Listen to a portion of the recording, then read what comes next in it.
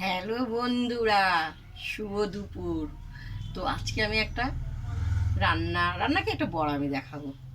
তো হলে যে বড় বড় চিংড়ি আছে না, দেখো চিংড়ি মাছের মাথা দেখতে পেয়েছো, খুব বড় বড়, ভালো করে ধুয়ে কেটে নিয়ে এসে আমি চিংড়ি মাছের মাথা দিয়ে বড়া করব। তো এই বড়াটা খুবই ভালোবাসে আমার ছেলে, তাই এখানে আমি পেঁয়াজ আর কাঁচা লঙ্কা নুন দিয়ে মেখে রেখেছি, কারণ একটু নুন এটা দিলে একটু নরম ভাবটা হবে। তো এর সঙ্গে আমি এই যে মাথাগুলো মিশিয়ে দেওয়া হলো, তো বেসন দিয়ে দেওয়া হলো পরিমাণে যতটা লাগে। তো আমি একটু হলুদ দিয়ে দেবো,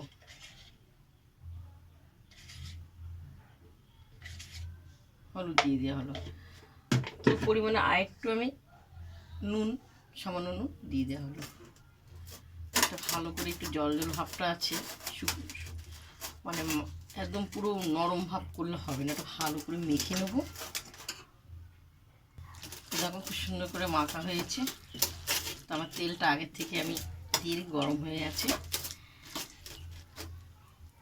তো এই চিংড়ি মাছের মাথা বাটা খুব সুন্দর, আর নানা রকম সবজি দিয়ে আর চিংড়ি মাছের মাথা দিয়ে তরকারিগুলো খুব সুন্দর লাগে। তো এরকম আমি ছোটো ছোটো করে তেলে ছাড়া হচ্ছে। এর সঙ্গে ডাল হলে খুব ভালো হয়, বা বিকেলবেলা দিকটায় মুড়ির সঙ্গে টিফিন খুব ভালো লাগে খেতে। মুড়ি খাবার, গরম গরম ভাজা, পেয়েছো। আমি তো চিংড়ি মাছের মাথা কখনো ফেলি না, আমি বাটা করে নিই।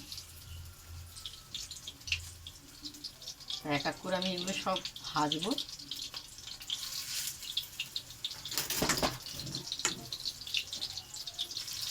তো দেখো খুব সুন্দর লাল লাল করে পেয়েছো, এত সুন্দর গন্ধ বেরোচ্ছে না।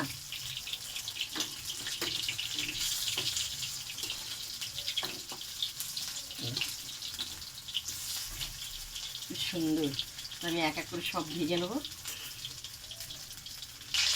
তোমার এক এক করে যে পুরো ভেজেছি, সুন্দর কড়া কড়া করে হলো।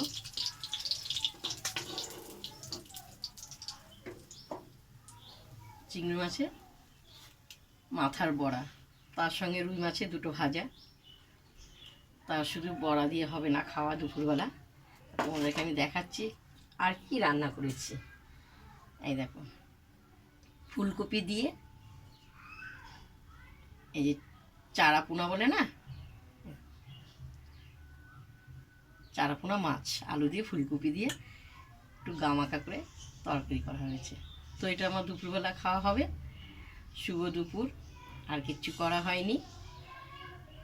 তো যদি তোমাদের ভালো লাগে, দিদিভাইকে লাইক শেয়ার করো, কমেন্ট করে জানাবো। তো দেখো আমার জানলা দিয়ে এত রোদ্দুর আসছে, মানে অন্ধকার হয়ে আসছে, ঘোলা ঘোলা দেখাচ্ছে।